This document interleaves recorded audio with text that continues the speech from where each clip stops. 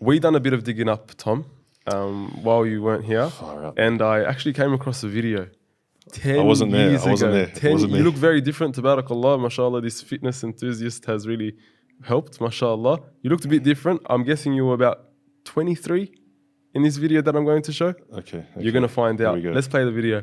Tom Finch, this is your life. If these people were fasting, I had to fast as well. Alhamdulillah. I fasted the last week of Ramadan. It was a start. After telling my mother that I was going to be a Muslim, she didn't look at me for almost a week. Before speaking with her, I was happy that I'd found my religion after the prayer, research, and thought I'd invested to reach this decision. After seeing how upset my mother was, I began to doubt whether I was making the right decision. This was the woman who had carried me in her womb for 9 months and cared for me as a child and had given me everything I ever needed. As you'd guess, by this stage I was pretty upset. After speaking with a friend, I was back on track after establishing that the reasoning behind making this change is for me. Pleasing my parents is important, but pleasing my Creator was of ultimate importance. Wow. Wow. Allahu Akbar. SubhanAllah. Take us back to that moment. What was it like? The first year. The first year coming to your parents and just saying, look, you know, this is what I've chosen. I guess what gets me a bit emotional is I think the dynamic between me and my mother. My mother is an amazing woman. She's the most important person in my life, and she didn't receive the news particularly well.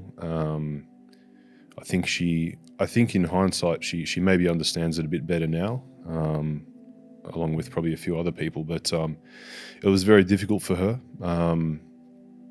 In particular, the first few years. I think it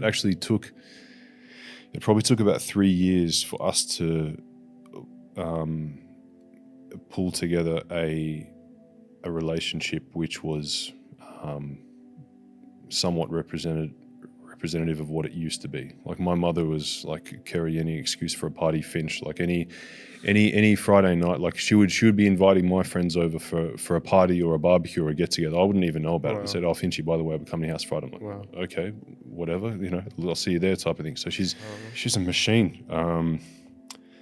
Yes. What do you think worked? What do you think, you know, didn't go to your advantage? I'll tell you what did work. Grandkids. So when grandkids came, that changed the game. It softened the hearts. What didn't work well? Yeah, what didn't work well? I think probably not sharing more sooner with my mother. I think you know, bringing someone along the journey. And if someone is really important to you, and you really want to make address a serious problem that you have in your life, whether it's a mental health issue or it's an iman or a faith issue or a health issue or whatever it is, like if you're going to make a big change in your life, I think the wise approach is you need a support team around you, and you need to bring people on the journey.